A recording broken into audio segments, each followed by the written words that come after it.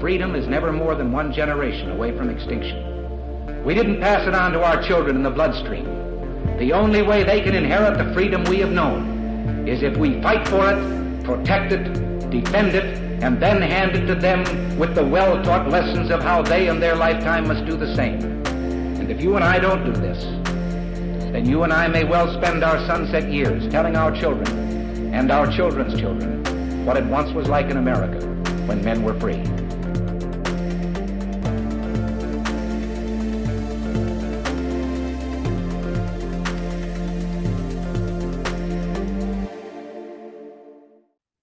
Hey everybody, welcome to episode number 424 of Gun Freedom Radio, where we engage, we educate, and we inform.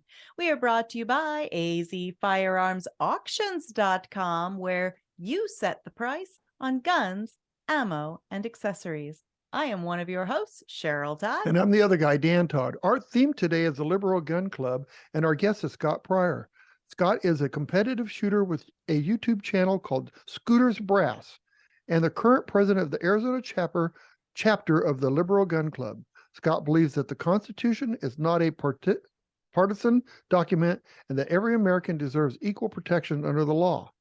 He also believes that the gun control crowd needs to start focusing on the causes of violence instead of trying to manipulate and create gun laws that will be ineffective against gun violence. Amen.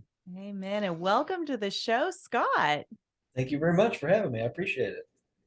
Well, we've been trying to make this work with your schedule and my schedule for such a long time. I feel like it's celebrating just that we've had the chance to finally synchronize our calendars. So thank you for taking the time and finding the time to do this.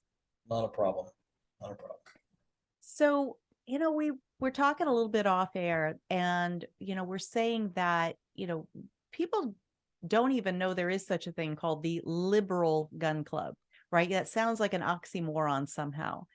But yet, clearly there are people who ascribe to every part of the political spectrum who do value their rights, their firearms rights, their, First Amendment rights.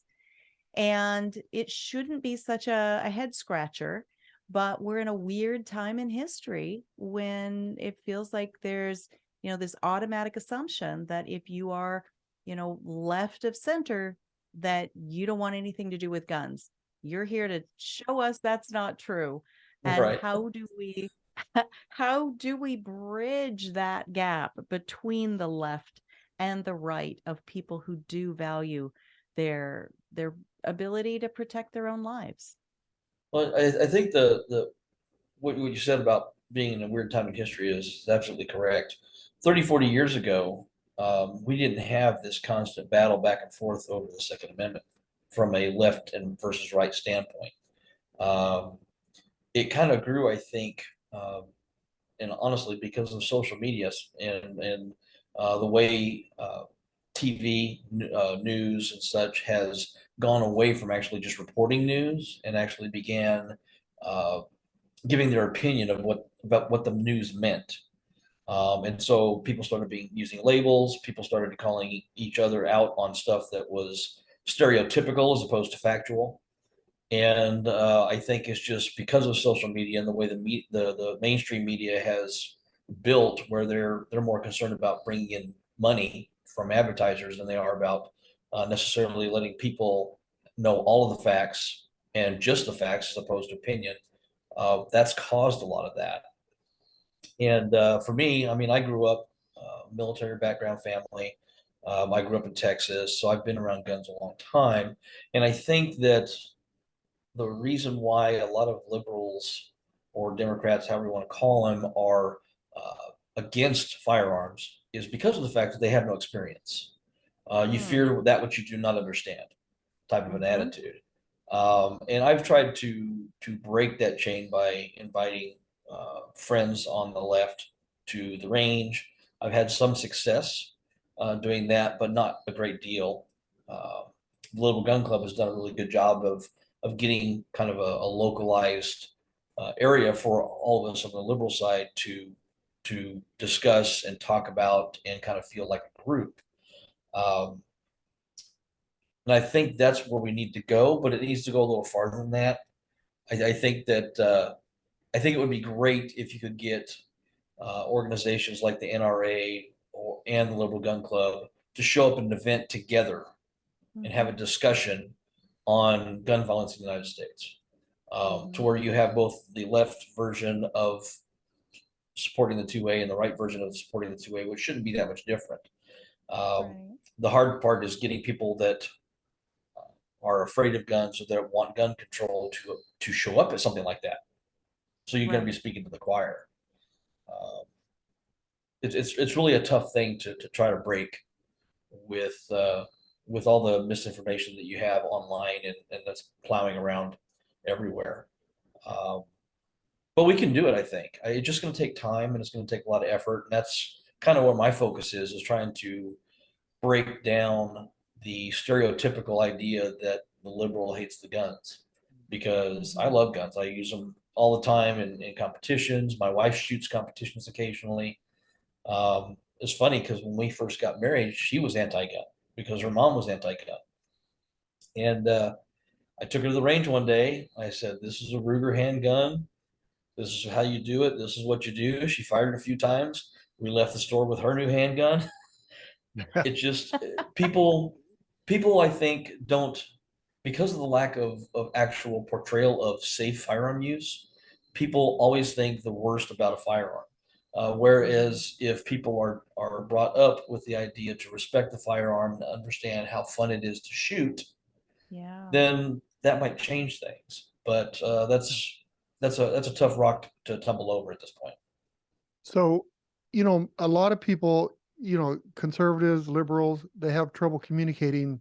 Somebody usually locks up or just says what they want to say and doesn't really listen to the other side. And I think that's one of the problems. But I have a question for you. Like, so a conservative feels, the most average conservative feels that there should be no restrictions whatsoever on guns, that they should be free. The Constitution says we're free. The liberal gun owners feel the same way, or I know I do they do. feel that? Okay. I know I do. My wife does. And a lot of the liberal gun owners that I do know feel that way because understanding that the Constitution is the law of the land and being lucky enough to live in Arizona where it's constitutional carry, we have our rights. Now, I'd like to take them a little farther because I'm really tired of not being able to put suppressors on my competition rifles, because I think I would love to do that. But because of the ATF and the NFA, we can't. I'm hoping that changes eventually. But most of the people on the left that are gun owners don't necessarily want gun control. I think a lot of those folks are the ones that are actually logically thinking through it and understand that the gun isn't the bad part of gun violence. It's the person handling it and how it's used. And but you can't have that discussion with a lot of people on the left because they don't want to hear it. Oh no, it's bad. It's guns like the AR-15. Oh, it's an assault rifle. It kills so fast. Well, 65%, I think, of all gun violence is suicides. So, I mean, realistically, is that actually considered gun violence or is it just suicides? It shouldn't be in that number, at least in my opinion. And then when you look at the AR-15s or assault rifles, which what they call them, they're used in 0.1% of all gun violence in the United States. But those are the ones they want to take away. And it's like, well, how about you deal with the people that are living in areas where they can't find jobs? They're living on the streets. There's gang violence and stuff like that. That's where we need to be focusing on. But you can't have that conversation with a lot of people that don't agree with it, because they will. It's become a my way or the highway type situation. We have some of that on the right. We have some of that on the left, where they don't want to have a discussion. They believe the way that they believe, and that's all there is to it. Anything different from that, they don't want to talk about. Right. And I there's some things on the liberal side that I agree with. I mean, but the gun issue divides us all so that we can't be both, I guess, or which I don't know how to explain it to you, but it's just a shame that the gun issue is causing such a division. Right. Such a you know? difficulty to be able to just relate with one another. And but I am excited that there is such a thing as the Liberal Gun Club and people like yourself, because who can have the loudest voices with our legislators who are, trying to either pass laws or kill laws that I think would support the Second Amendment Right. than people like yourself. Because, I just recently, I was telling you off air, I was in Washington, D.C. doing the work I do with the D.C. Project. And we make appointments with all the different legislators. And here in Arizona, our two senators are Kirsten Sinema and Mark Kelly. Right. And I think reasonably anticipated that it was going to be very difficult for me to have any kind of an appointment or a meeting with anyone in Mark Kelly's office, because oftentimes doesn't matter whether they're on our side with the gun rights or not. Sometimes the actual member can't meet, so they'll have us meet with a staff member, which is wonderful. And so I thought, there's no way Mark Kelly, his wife is Gabby Giffords.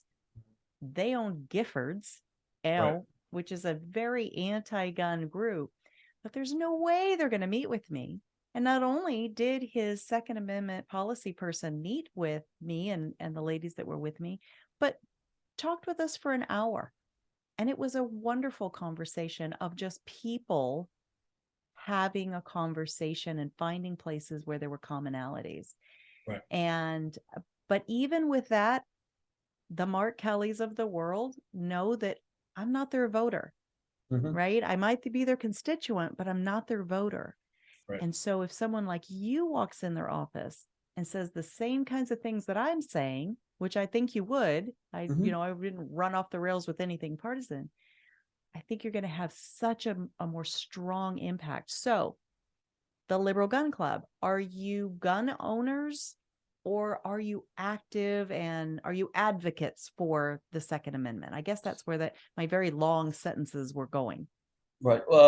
I can't really speak for the Liberal Gun Club National because they're in charge. Sure. But from my experience, many of the members of the Liberal Gun Clubs are advocates. Now I can't remember her name. Aaron, And just talked to her, Laura Colleen Smith? Smith. Yes. Laura Smith. She's a very good advocate for the Second Amendment, and so are some of the other folks. And what the organization tries to do is focus on root cause analysis. Why did it happen? Not what did they use to make it happen. Thank you. And that is a very powerful message to take from people like me to the liberal senator or congressperson, if I have an actual opportunity to speak to, because I think they'll be less intimidated by their own base coming in and having that conversation. I don't know if they'll actually allow that because they have to follow, the Democratic, the platform that they have. And I know that here in Arizona, one of the reasons why I jumped out of the Democratic Party was, well, first off, the gun owner caucus in the Democratic Party disappeared. And I was a member of that. And then they put in the platform, of course, so we want to ban assault rifles and this, that, and the other. And to this day, I keep telling them, you don't really know what an assault rifle is, like most people that want to ban them. But I think that if we could actually get more people from the left in front of their senators and congresspersons to show that it's not just a conservative versus liberal idea of protecting the Second Amendment, it's both. Yeah, it could have a good impact if we can make that happen, and if we can make it on a national scale. If I was to be able to go talk to one of the Democratic senators in Arizona, that would be great and everything, but it's not going to do much more than just that conversation. But if you start having organizations doing that at every state capital and at the federal capital with their congresspersons and their senators and stuff like that, to where it becomes noticeable to them that maybe we're kind of wrong on this whole idea, and we need to look at some of the root cause analysis, the other ideas that aren't gun control, but that could actually help reduce gun crime. It could move mountains. if we can make it happen. Absolutely. The problem is, And how do you make it happen? well, the mountain moved from where our founders, placed it. Mhm. So I have to believe that it can move Oh, it back, can be and done. It can be yeah, done. and it starts with these kinds of conversations. Right. And I helped put together the Second Amendment rally, the Celebrate and Protect the Second Amendment rally every year on the lawn of our Arizona State Capitol. And you were one of our speakers this past year. Right. And, I think everybody involved, you and the planners, we were thinking, people hear liberal gun club. We were just hoping that the audience was going to at least, give you the chance to hear you. We weren't sure what was going to happen. We thought people might jeer or, heckle or whatever. And I was so proud to say that I didn't hear any of that. I hope that that you didn't experience any of that. No.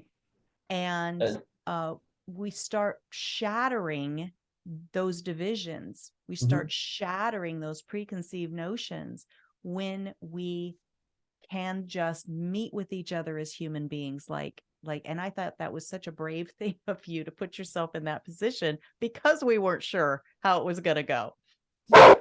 Kruger, stop. See, I told you he was going to bark. My wife actually thought that I was crazy to do it, but she supports me when I do stuff like that, even though she thinks I might. She was worried. I was prepared for the hecklers and for the jeers and stuff like that, because my family has an odd sense of humor, and I was a debater in high school and college, and I usually will throw stuff right back, right away, and none of that happened. I was very, very happy with the way it turned out, and I was so honored and thrilled to have been there, been part of it.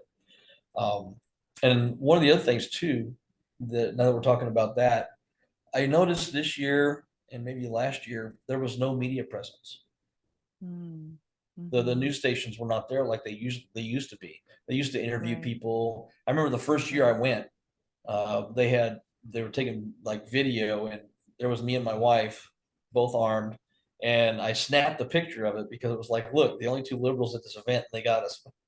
And we try to go every year, and I've been really working hard to try to get more liberals to show up, because I think that's the best way to get everybody together and to break down those and shatter those things, like we're saying, so that it breaks that apart, so people can actually start getting a little more understanding of, maybe we've been looking at this wrong, and maybe we've been not really doing ourselves justice by keeping it such a partisan issue. Yeah, but one side wants, here's what they think. One side thinks that we want to take a bunch of guns and just throw them on the street. And the other side thinks they want to take everything away from us. So how do you work from that until that's a tough one. By doing what we're doing right now, I think. Doing what we're doing right now, and then also trying to break the stigma, because everybody uses social media now. I mean, people are having conversations on social media, and a lot of times, a lot of the discussions are made from a lack of information aspect, where people are just spouting stuff out. Right. Most conservatives and two-way gun owners that I know, that really support the Second Amendment, want people to get training, want people to be safe. Yes. But the media, of course, says, no, we want to just give everybody a firearm and let them just do whatever. And it's wrong, but people only watch and listen to the news articles, the newscasters, and the stations that basically feed what they believe or what they want to believe. Right. So you can't get them to come off of, for example, MSNBC and then go listen to Fox News. They won't do it. Even though they may be getting the same information from both channels, they refuse to do it just because of the fact that Fox News is considered conservative, and I like MSNBC because I'm a liberal. And it's the same with misinformation with this whole situation. We have so many people that are making assumptions and stereotyping, like the big stereotype, liberals want to get rid of all the guns and this, that, and the other. Some do. I'm not going to say that that's not true, But for the most part, a lot of them are like me, where, I just want to be able to live my life and protect my family. And I can't do that if I'm not allowed to own a gun. And a lot of liberals that I know are the same way, because they've come to me and I've helped them choose their first firearm and help them try to get training and whatnot and learn how to use it, how to clean it, how to respect it. Until we can break the bias that both of the far right and the far left are holding on to where those of us that are left, right, that are kind of in the middle, that actually can sit down like we are right now and having a conversation. Those are the quiet voices, and the ones I hear are the loud voices.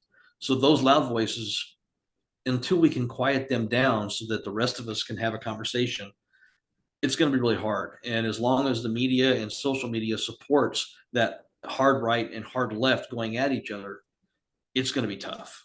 And that's why people believe that, conservatives want to give everybody a gun and liberals want to take everybody's guns away. Is because that's what they hear, and that's what they listen to, and that's what they read all the time. I don't mean to badger about my mother-in-law, but she does that. She'll sit in front of the TV all day long and just watch one news source. And that irritates me, because I'm like, well, where did you hear that? And she tells, and I was like, okay, well, maybe you should try a couple of other stations just to kind of get a little bit more roundabout idea of what the information actually is. Because if you're just listening to one source, that source is basically using you to make money. And well, and I think that your mother-in-law is representative of vast numbers of people on both sides. Oh yeah. And if somebody even says, hey, I heard this thing on the news, and it's like people want to know what news station before they want to know what the thing was, so that they know whether they can just discount it or not. And so what I heard you say you were doing with your mother-in-law was basically, I don't know if that sounds quite right. Where did you hear that? So that's a different approach. But yeah, people feel like, do they do nothing but lie on one station or the other? Or can we glean some, people like to say, I grew up hearing this, there are three sides to every story, right? There's your side, my side, and then the probably what really happened. So, So I have a question. So I'm a Republican, conservative, and if a Republican candidate is anti-gun, he will not get my vote. He will absolutely not get my vote. Right. So then on the liberal side, and your liberal gun club members, if a senator or a president is anti-gun, how do you keep the beliefs that you have? I mean, do you vote for him anyway? I mean, I didn't. Okay. I didn't vote for Governor Hobbs. Yeah, I didn't vote for Governor Hobbs because I know where she stands. I mean, I ran for the Senate the same time she was running for Senate, and so I kind of know her a little bit, at least back then. And I didn't vote for her. I didn't vote for Joe Biden either, just because of the fact that people don't understand that the Constitution, all of it, needs to be protected. Most people care about the First Amendment. Okay, well, the First Amendment is very, very important, but the Second Amendment is supposed to protect it, just like it's supposed to protect every single amendment we have. And that's the law of the land. That's what's made this country last so many years, is following the law based on the Constitution. And some people will vote because they're a Democrat, and which I think is silly.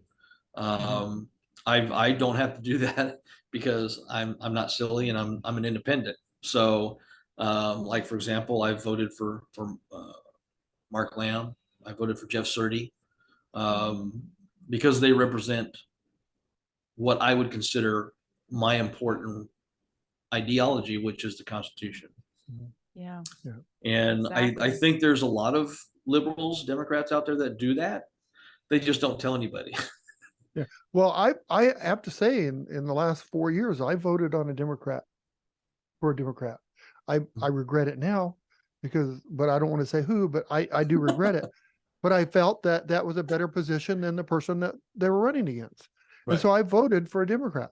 So I can understand that. And where the power of your liberal gun club can come in is that if your members start speaking out that our guns are protected, and go to these Congress people, you know, your elected officials, and say, you know, we are liberals, and we vote on your side, but we are not going to vote for anyone that takes our Second Amendment, threatens our Second Amendment. Yeah.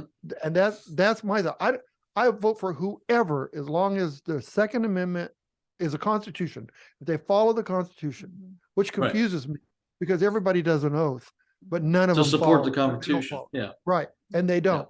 So that's kind of a hard thing too. But if people like Mark Kelly and all these others know that there are liberals out there that want to vote for him, but if he's anti-gun, they're not. It might make them start thinking, you know. It's true. Yeah, and one of the things that I was contemplating doing out here, and I've tried to do it a couple of times, but I just couldn't make it work, was start setting up a liberal gun club booth at the gun shows, and to start making presence known. Because until we can make our presence known, so that people understand it's not a joke, Right. you know, they're not going to really take us seriously. Right.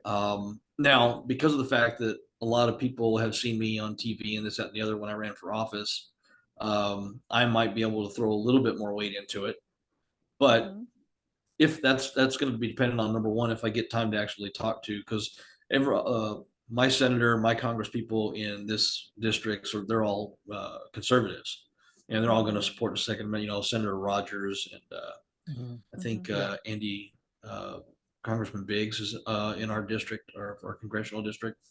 They're already on board with it. The hard part's getting out to the ones that are on the left side of the aisle and actually being able to get time to go meet with them, if they will meet with me at all. Yeah. Well, you mentioned and then like have that going discussion. right. You like mentioned going to the Second Amendment foundation thing and speaking, and then going to the gun shows and speaking. And you know what the Republicans and the conservative people need to know is that your voice is important. You're on the same page we are as far as guns go. So if I'm at a gun show and I see the Liberal Gun Club, I want to talk to you, and I want to encourage you because you're the only voice on the other side. Exactly. Right. And so people need to wake up and realize that you have the tools to reach those people. Yeah. We don't. Absolutely. Right. And that's one of the things that really needs to start, happening nationally, everywhere. I don't know if it'll work. One of the things that I found was when I started doing competition shooting back in 2018, I didn't know what to expect, because I made the stereotypical assumption that I was the only liberal there. And I found out differently over time, and found out that there's a lot of liberals that are shooting in these matches. There are men, Jesse, who's the vice president of the Liberal Gun Club, he competes with me too. He shoots mostly on the west side of town, though. I'm over here at Rio Salado. But if you actually kind of go to these matches and you kind of get to where you're competing with all these people, eventually there's no partisanship really, aside from joking around and poking fun at each other. But other than that, it's not like you see on the internet and on TV, where it's Republicans versus Democrats, cage match, ding ding. I mean, one of the guys that I shoot with, I respect him a great deal. He taught me how to reload so I can make my own ammo. He's helped me competition shooting, and he's a conservative Trump supporter, and I really don't care because he's my friend. And that's one of the problems, is that's what people want to know right away is, are you right or left? Are you Republican or conservative? It's like, who cares? I'm an American. Exactly. And then within even like the conservative world, then there's people that want to divide, like, did you vote for Trump? Because if so, you're okay with me. And if you didn't, then, or vice versa. And so people are always looking nowadays for how we're different from each other instead of how we're the same. Instead of how we're the same, and how we can help each other. And I love, that story, and I completely believe it, that, you and your friend are working together.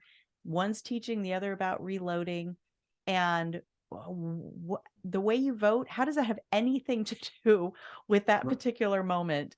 Right. Or It has breaking nothing bread to do with it. together? And that's Exactly. the And crazy thing. it'll have less and less to do with it if we push it in that direction, right? Right. Well, one of the bigger things too is we got to stop hiding behind social media. I think in many ways we've kind of lost our humanity because for the most part people don't interact with people anymore. Or if you do interact with people, you're only interacting with people that are in your your club. Echo chamber. Yeah. So Echo chamber. we don't know how to interact with people that don't agree with us anymore. We've lost Or that ability. Right. Or you're not, or you hide behind a screen. Yeah. And Yeah. so it's, For sure. yeah. For sure. Well, I have another question I wanted to get Mhm. to.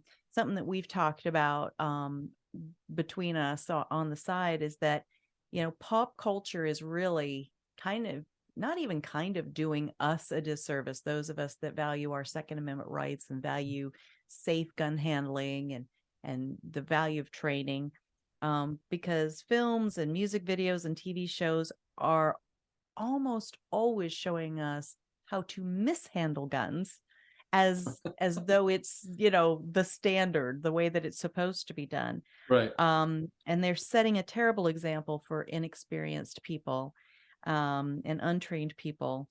Mhm. And you have mentioned that there are ways to broadcast positive gun events on TV and social media platforms. What are your ideas for how to move that needle? Yeah, first let's talk about the unsafe stuff because I was at the range this past Friday. I had to check my zeros on my rifles, and there was three guys that came on the range. Just I was kind of packing up, getting ready to leave, and these three guys came on there, and you could tell that they probably had gone off and just bought an AR-15, and now they're awesome. They're going to the gun range, and so I'm kind of cleaning up my brass and watching these three guys, and instead of just I get there, I put my rifle on the bench, downrange like you're supposed to. They came in and they propped their AR-15s up so that the barrel was aiming up in the air. It was sitting on the rest with the butt on the ground. It's not a very safe way to do it. And sure enough, 30 seconds later, the guy turned around, elbowed the back of the gun, knocked his AR-15 off the bench onto the ground, Ouch. where it spun around and swept everybody behind him. Oh And my I'm gosh. just like, I've seen some of these instances at the shooting range where people just don't have a clue. And part of that, I think, does have to do with the way TV shows and movies and stuff like that. They don't really focus on the safe handling of weapons or the training aspect of weapons. It's all the flash, the bang, the action movie, and all that other stuff. To counter that, I think that what would be great is if we could actually start seeing competition shooting on TV.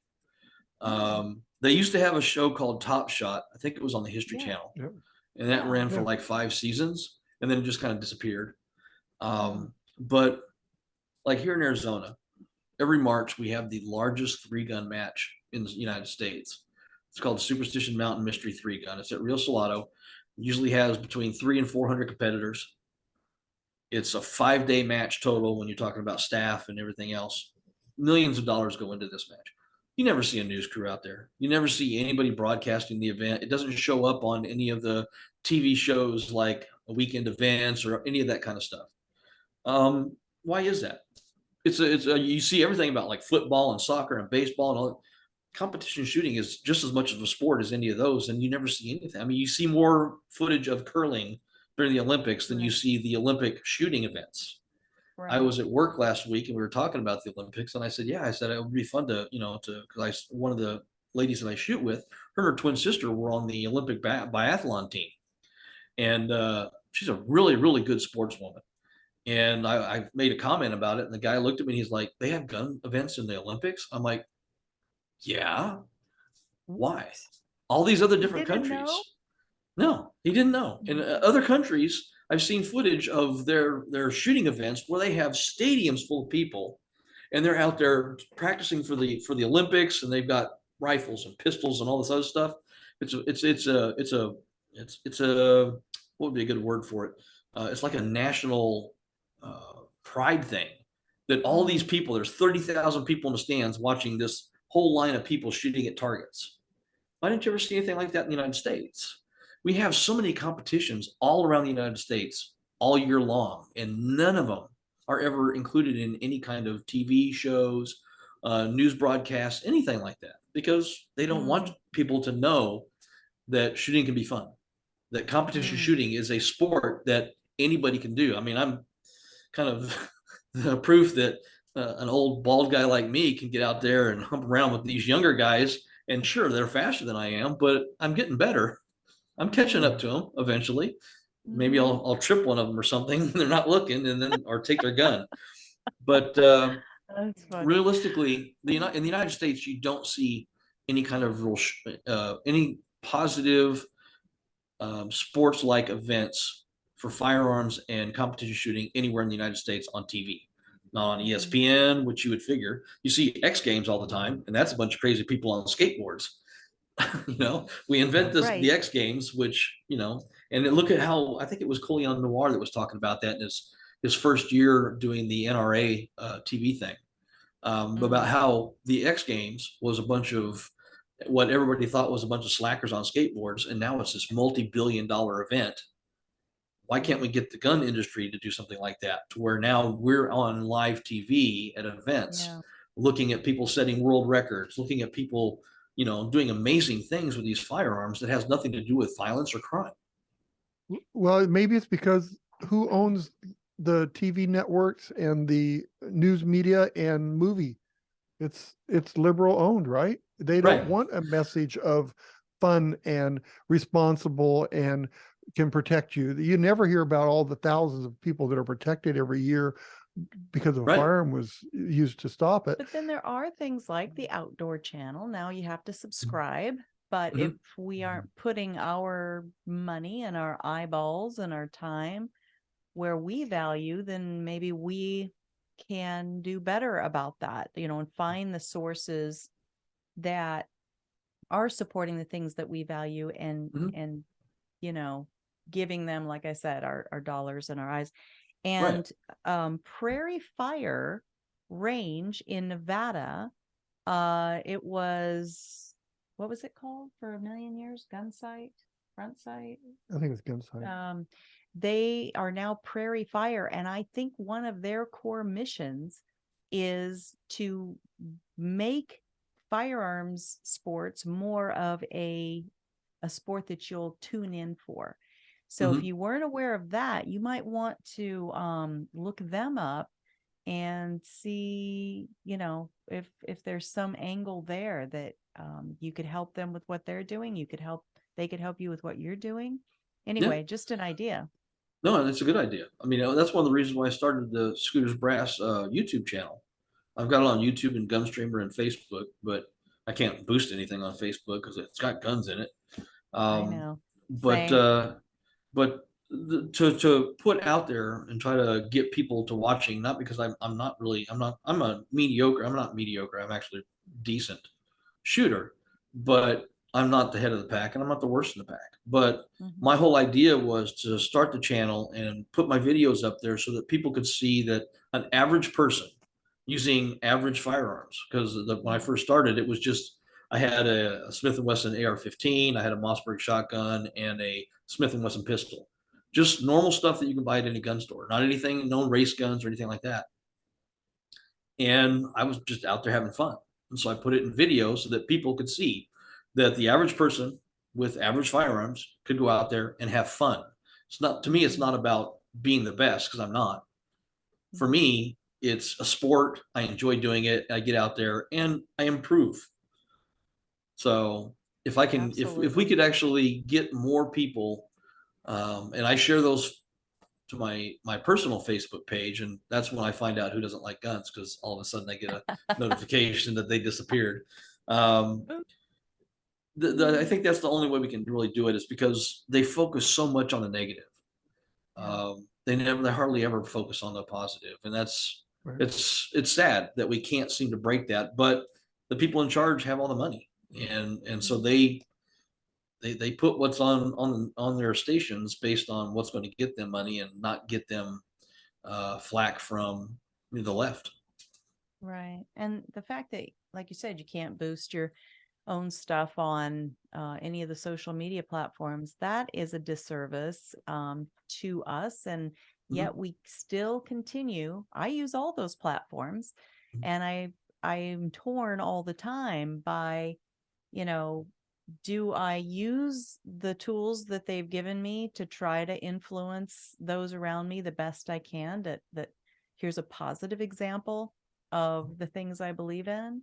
Or do I jump ship and stop giving them me as their product, right? Because they sell us as their product, right? And go and use some of these other platforms that are struggling and trying to grow. It's a hard thing to know how to traverse all of that, but it starts with being mindful of it. And it sounds like you are. I know I am. And so we can't be the only ones. There's got to be millions of other people that are thinking the same way as we are. And how do we move forward? Yeah, and like the surprise for me was TikTok. I started a TikTok because people told me there was funny videos on there, and I just happened to see somebody, competitive shooter, that posted a TikTok. I was like, oh, I can do that. So I started posting my stages from different matches. For the first few times, I kept getting blocked by TikTok saying that it was illegal activity. So I started putting in the header sponsored competition. And I haven't had any problems since then. But I was amazed that, like on Facebook, I may get a couple of views on a video, but on TikTok, I'm seeing thousands of people seeing my stage videos. And I'm like, that's just weird. But it's also, I started seeing more and more other shooters that are posting their videos. And so I think that's another reason why people don't like that kind of social media, is because they can't really control what videos are being seen and what kind of positive impact they could have. So if I'm able to go out there and show people my videos and stuff like that, and if I can get 5 or 10 liberals in Arizona to strap up and really start focusing on getting the word out there that the Second Amendment is very important to liberals as much as conservatives, that's a win. Right. It so is a win. All right, we need to start wrapping up, but we did touch just briefly on your desire for people in the liberal Democrat world to start focusing more on some of the root causes of violence rather than on the tool that is sometimes used, not always, right? People use knives, they use bombs, they use cars. But instead of focusing on the tool, the gun, give us a few ideas of what you mean by those root causes, and if you have ideas for them, or just start conversation. Well, most of the time, if it's just regular gun violence, okay, say it's muggings, robberies, that kind of thing. The root cause for stuff like that is going to be just being poor or not having the financial capability to survive. So instead of you may not be able to get a good job. You may be tired of working at the local Subway for minimum wage, to the point where you get frustrated. You lose your house or you lose your car because you can't pay for it. It has a mental effect on you. And I think that kind of gun crime is due to socioeconomic conditions. And look at some of our biggest crime cities: Chicago, Detroit, I guess Los Angeles and San Francisco lately. These are areas where people are struggling to survive. So the only thing that they can do is turn to fast ways to make money. And how do you do that? You get a gun, you go rob a place, you rob people. And that's, gun violence doesn't necessarily mean that somebody's been shot. It just means that somebody committed a crime using guns. The other aspect of that is that I think that when you look at the mass shooter aspect of gun violence, which is what they always want to focus on, if you look at the pattern, it's always the same type. Okay, most of the time it's a younger man. who was outcast in school, had kind of an odd childhood, family not really that well taken care of each other, to where they kind of sink into their own kind of inner self and create their own reality. And those are the type of people that you're seeing doing these mass shootings at schools and stuff like that. It's not the normal person that goes to work every day that's saying, today I'm going to go shoot up a school. It's somebody that wants to let everybody feel their rage, or go down fighting, because they feel like they've completely lost control. It's a mental health issue at that point. Then, of course, suicides is a mental health issue also, which we don't focus on. They don't even really talk about suicides much when they're talking about gun control at all, because it's not a big, black, scary rifle. And so that's where I think it is I think we've lost the ability to deal with the person as opposed to the tool. Drunk driving used to be a huge problem. I mean, it still is, but I remember Mothers Against Drunk Drivers and all this other stuff. And you didn't see them, getting rid of the alcohol or putting more controls on alcohol or banning certain cars because they're used in more car accidents. They always focused on people that were driving drunk, as opposed to now with gun violence, they focus on, it's almost instantaneous. I see something pop up on the news. What kind of gun were they using? Because they've trained you to start thinking of what kind of gun, as opposed to, I thought about this last week. They teach you to focus on what they used to do the deed, as opposed to what drove them to do the deed. And that's where the disconnect is. And that's where we need to focus, not on the tools, but on what's driving people to do these horrible crimes and this horrible violence, when there's ways around it. Absolutely. Absolutely. And I think that is really where we should, when we can, reset and drive the conversation back to the core elements, as you said, and start working on, all right, how can we agree on some things that are going to I don't know if we're ever going to fix the ills of humanity. I mean, the poor have always been with us, mentally ill have always been with us, but there are things that we can do. People who have over imbibed in liquor and done irresponsible things have always been with us, but that didn't stop, Mothers Against Drug Driving from trying to do something. So, and it is about behavior rather than picking on the tools. So I think that's very well said. So thank you for that. It's probably where we'll pick up when we have you on next time. How about that? All righty. That'd be great. I love it. So tell folks how they can watch your videos, if all of the Facebooks and whatnot will let them, how they can follow anything else that you're out there doing, and maybe check out the Liberal Gun Club. Well, I'm pretty much at Scooters Brass on Facebook, YouTube, Gun Streamer, TikTok, Instagram, and I pretty much put it on all those. And if you're interested in the Liberal Gun Club, you can go check us out. It's theliberalgunclub.com. And that's the national webpage. And they actually, I think, have sections in there so that if you have a local chapter, you can find the local chapter and get information on how to meet up with them and contact them and whatnot. Very good. Well, thank you so much. I appreciate you, all that you're doing. I love this time that we've had together to find out, well, what can we agree on? And how can we move these conversations into a larger audience and to broaden them to include more people? I think we are a good example today that I hope others will follow. Yes, I agree. All right, Scott, thank you so much. We appreciate you. Thank you very much. Bye-bye. Thank you. Bye. You too. Bye-bye. Oh my goodness, that was great. Scott Pryor, thank you so much for your time. It takes a lot, but if our side, I guess if you have to divide it, which was terrible that we have to have sides, but if they understood that the power that they have on the liberal side to fight these, these politicians that are trying to take our guns away, because we don't have a voice. They can't hear us. Not They in that won't listen arena. to us. But again, I will say, I really give credit to Mark Kelly's office Yeah. for his staff members sitting down with us for such a lengthy period of time. And it was there was no defensiveness on either No, side. and that's great. And that's what we need more than anything.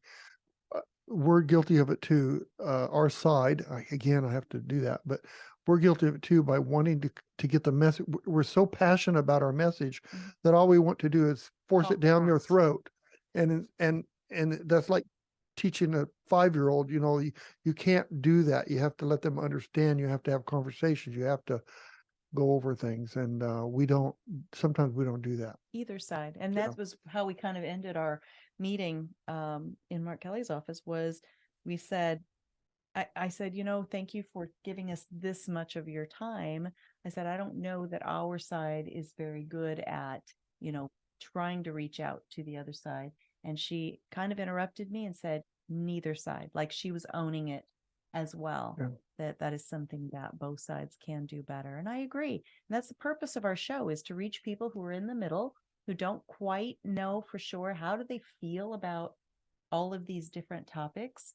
And if you're disagreeing, that's awesome, because now you're mentally chewing on what we talked about, and it gives you a jumping off point to go and find out for yourself. Right. So, and would you think that, okay, sometimes I wonder if I'm really a Republican. Sometimes I wonder if I'm a liberal. Sometimes I wonder a lot of things. But the thing I do know is I will vote for anybody that will follow this Constitution 100%. Yeah. And you have to show me a proven record. You can't just say it. But if you do that, you could be either side. Right. So what? Am I really a Republican? Am I really a Democrat? Really am a constitutionalist. And that needs to be the party that will keep America strong. Absolutely. Because if you just follow the Constitution, what could possibly go wrong? That is well said. All right. Thank you again to Scott Pryor. I so appreciate you, of the Liberal Gun Club. Thank you to all of our viewers and listeners all over the planet. Wherever there is internet, we have people who are hungry for these topics and to hear what our subject matter experts have to say. And we just cannot thank you enough, because then you take these conversations that we have here and you bring them to your dining room table, your carpools, your spheres of influence. Right. And that is really where the needle starts moving and where the rubber meets the road. So thank you so much for all of that. If you want to watch this video again, or any of our videos, you can go to YouTube or Gunstreamer, Spotify, Apple, wherever you get your video content. And please, when you go there, click the subscribe and the notifications button. Not only does it keep you on track of what's going on here, but it also tells those platforms that this is valuable information that you want, that you value. And it definitely gives us a hedge against being canceled, I think. So canceled. So please do that for us. And if you want to see the photos and bios and links to all of the works of all of the guests that we've ever had on, go to GunFreedomRadio.com, click the guest tab. And if you want to hear the audio version of any of our videos, you go to GunFreedomRadio.com, click the on demand tab, and binge listen to your heart's content. Darling. We value your time. It is your most precious commodity, and we just thank you for spending some of it with us, whether it's video or audio. All right. Well, I forgot to mention our yummy snacks over here that forgot to mention these in the last couple of shows. I don't know if you can see that, but it's called Simply Fit, and they are amazing, and they are sold through an invitation only shopping network. It's called patriothousehold.com patriothouse.com/GFR for Gun Freedom Radio. When you go there, you can buy your laundry soap, all the stuff that you buy at these great big shopping. Toothpaste. Yes, toothpaste, these great big shopping conglomerates that don't have the same values that we do. Wait a So minute. when you're buying your Steak. I'm going to interrupt you about the steak yes, because we've had steaks twice this week, Mhm, and both times they were yummy. mhm. Good steak. So you can even order steak. Yeah, and it's all shipped directly to your door. You don't have to go traipsing around here in Arizona. We stay out of the heat as much as we can. So if I can shop online at patriothousehold.com/GFR, then I am supporting American jobs on American soil, buying American made products. And it is toothpaste and shampoo and laundry soap and vitamins and delicious snacks and steaks.